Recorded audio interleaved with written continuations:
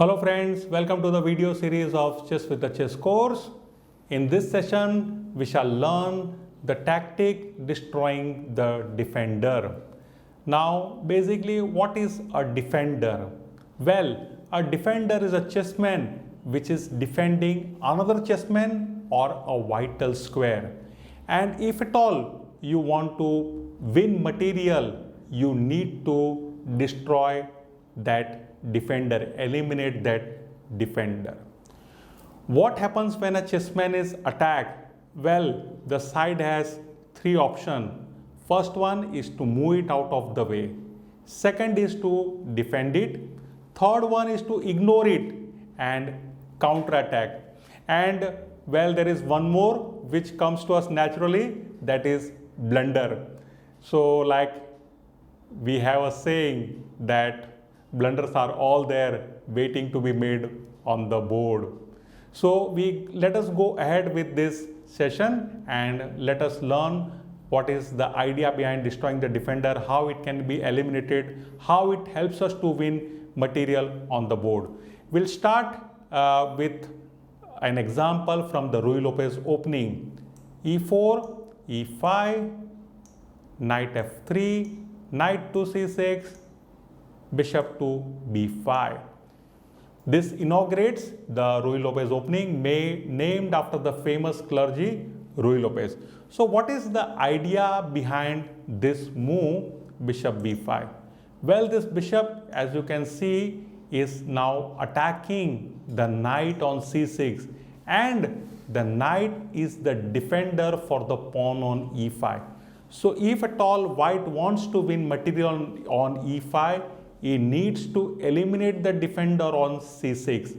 So that is the idea behind this move bishop b5. Of course, we all know that it is like not possible to win the pawn immediately. For example, black normally puts up a challenge here, plays a6 and puts a question before bishop what you want to do. And if now white goes ahead with the idea of winning the pawn, bishop captures c6, d captures c6, knight captures e5, well, he would not be successful. Black recovers the lost pawn with a double attack, queen d4, attacking both the knight on e5 as well the pawn on e4.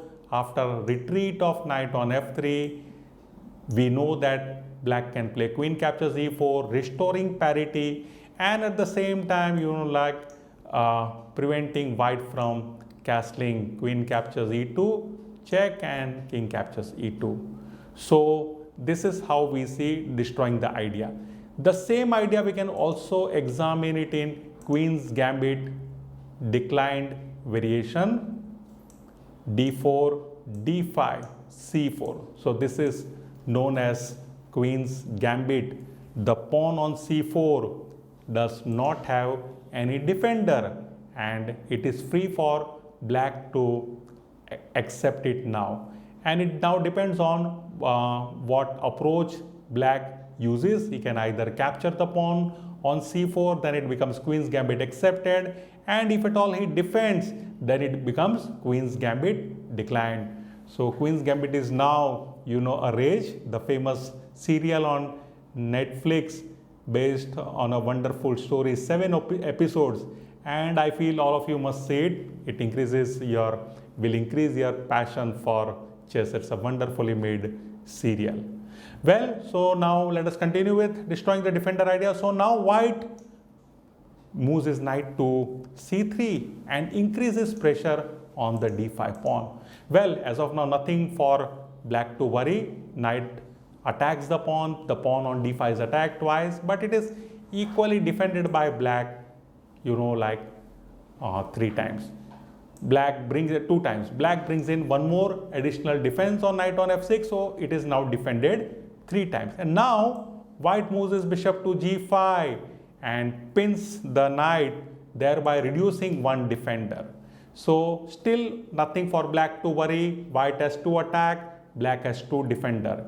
And now here, to the surprise of white, if black plays nbd7 purposefully, as we had seen in the French defense trap when the queen of black on b6 and the pawn on c5, knight on c6 were attacking d4 pawn, how purposefully white brings in bishop to d3 and blocks one of his own defenders. Same happens here, knight b d7 in fact blocks this defender in queen on d8.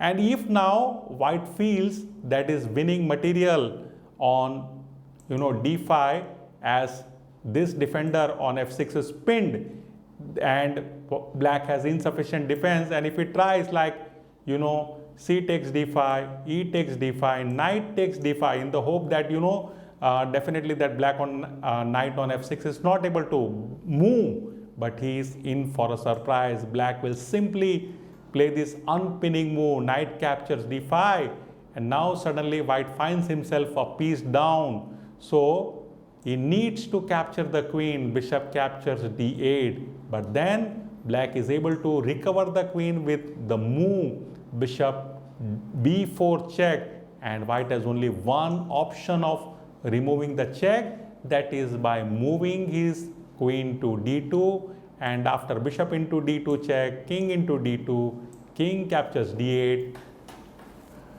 black goes a piece up.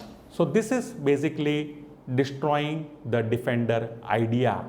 So now here like if white wants to put this into action, for example, let us just go back to this move d4 d5 c4 e6, knight c3 knight f6, bishop to g5 nb d7, and if white wants to really threaten to win the pawn, he should not straight away start with c captures d5.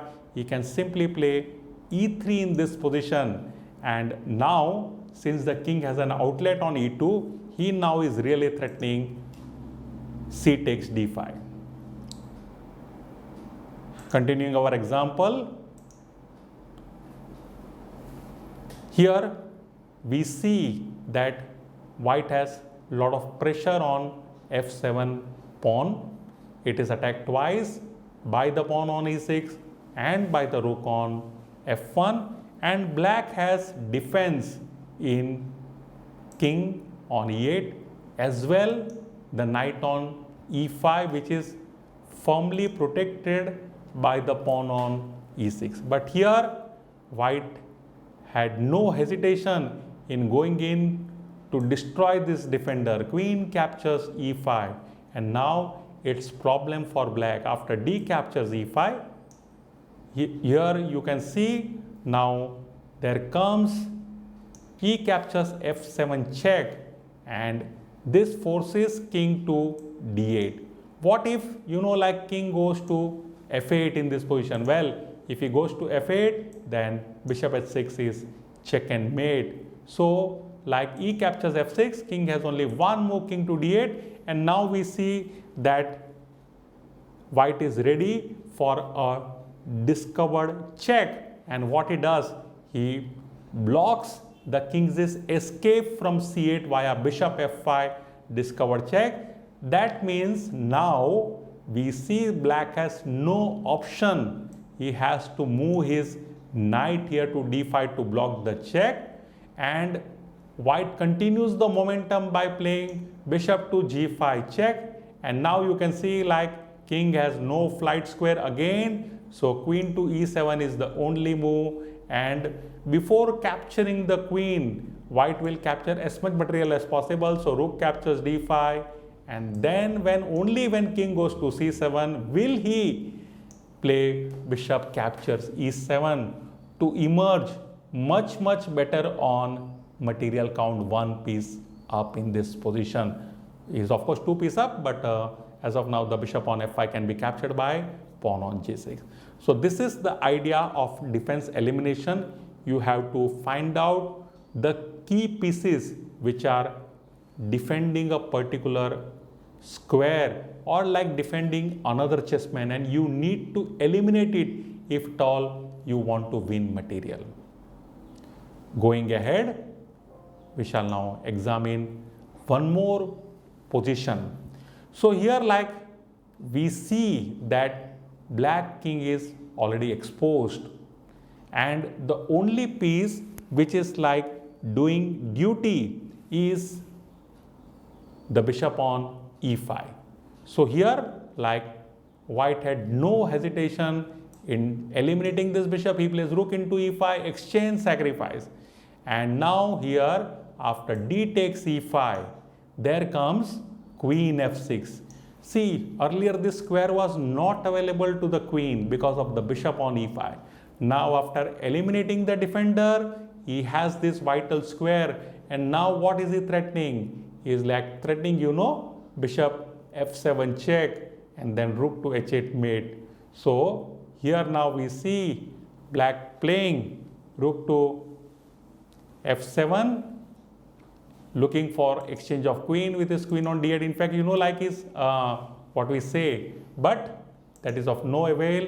Queen into d8, and the game is over for black. So this is how we have learned this defense elimination tactic. I hope you have been able to understand the examples I have given thoroughly. In case you have any doubt, please do come back to the example, watch the video again, find out whether you have been able to understand each of the positions I have presented, and then go for solving the ensuing test positions. I'll come back with part 1 of destroying the defender. Till then, bye.